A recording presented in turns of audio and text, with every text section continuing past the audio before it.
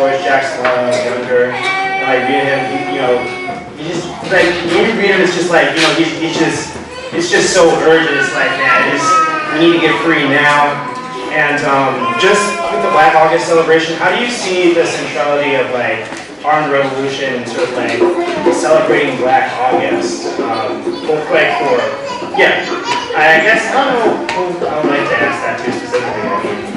I mean, can you just say the last part of the question again? The centrality of like trying to make it possible like armed like revolution here in the US as part of like celebrating Black August, or like making that possible to like all the people who have died who are still in prison and stuff like that. Did y'all get that? Does anybody specifically want to speak to that? All right, thank you. I would say, before we get to the armed revolutionary struggle, and I think Marco was trying to have me mention it earlier, Thomas Sankara, also known as the African Che, leader of Burkina Faso, right? Incorruptible African liberation.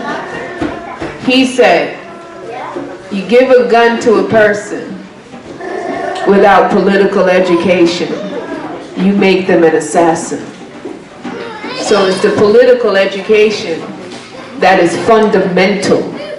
You know, Mumia Abu-Jamal talked about when at 14, I believe, and he walked into the Black Panther Party office like, hey, I want to be a member. And they're like, wait a minute. And they gave him some books that he had to read and study. You just don't walk in the door and like, hey, I want to come and be and do this. Because it's tremendous sacrifice. You know, there's a Dead Prez song called Take Your Sacrifice. It's called Sacrifice. You know, and so when we look at that, there's a t-shirt over there, Little Bobby Hutton. So these names, these are the names that need to be resounding. I don't want to hear the track list for 444 and all that other stuff, right? This is the track list right there. We got Shaka Sankofa over there, taken to the death chamber, murdered by George Bush. You know, so it's that political education and that awakening that happens, that even from behind the wall, the books that you see over there by Mumia Abu-Jamal, hauling up the wind? I can't remember. It's over there. It's carried everywhere. Those are the writings of our brothers and sisters captured behind the wall. You know, George Jackson wrote this book right here, and Soledad Brothers. Those are books that he wrote while he was captured. You know, and so we understand that that's the level of where we have to get to first. Because we know right now they have us on the siege. So I'll have Marco talk more about some of the other components. Just very quickly. I'm going to speak. I know you asked a question. I'm talking to everybody, but I don't want you to feel targeted. You know I love you. That's not what I'm doing. This is a dangerous question. I love you. I'm not. Please don't feel attacked. This is a dangerous question because if we call for that in a literal sense, who the first one grabbing the bullets? Ain't nobody's hand going up.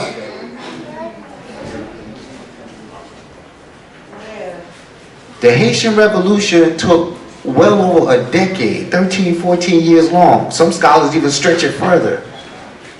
They were literally in the midst of a slave plantation. You're a chattel slave on a plantation.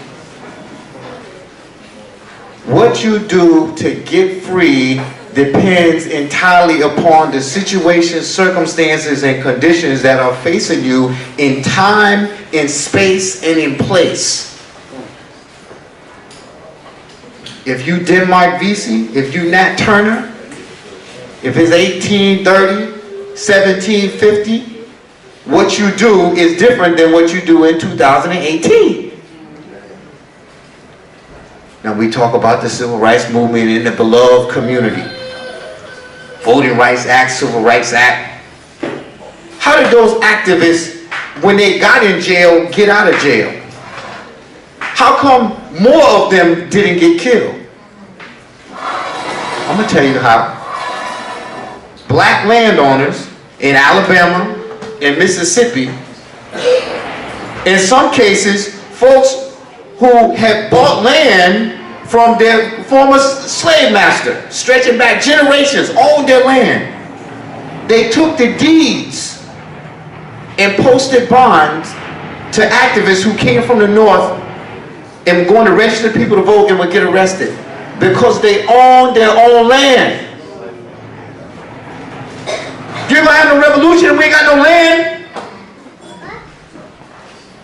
They owned their own land, so they was able to go to the court and post bonds for thousands of activists that was getting arrested. You have to, the brother said it's scientific, we have to build a structure.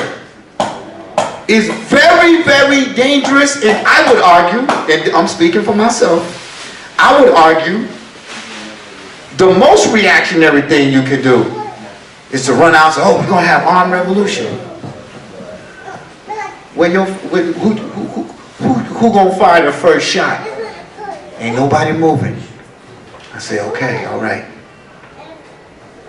Put that down and pick up a book and let's build a format. Who owns some land? You ain't got no land, you ain't gonna have no revolution. The civil rights movement was successful is because grandmama was sitting on her porch with her shotgun there. But she didn't really have to shoot at nobody because she owned the land. And even though she went to go vote early that day, she knew that the white boys riding by in the truck was going to think twice before they rolled by in front of her house. Because she's sitting out there with her shotgun on a rocking chair. Because they own her land.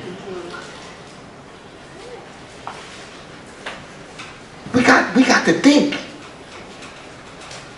This is reactionary.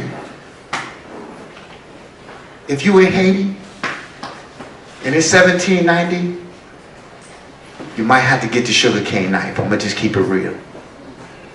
Do you understand the terms, the situations, and the context in which your political struggle is happening? I work with kids in schools, they don't even know their history. So for me, I know the first thing, I'm like, man, you need to learn your history. When you learn your history, you understand how you need to mobilize. You understand the political structure. You understand, okay, now I'm going to vote, now I'm not going to vote. There's nobody to vote for, okay, we run our own candidate. If that's how you play that game, it depends on what the politics are. We can't be reactionary. We got to be thinking.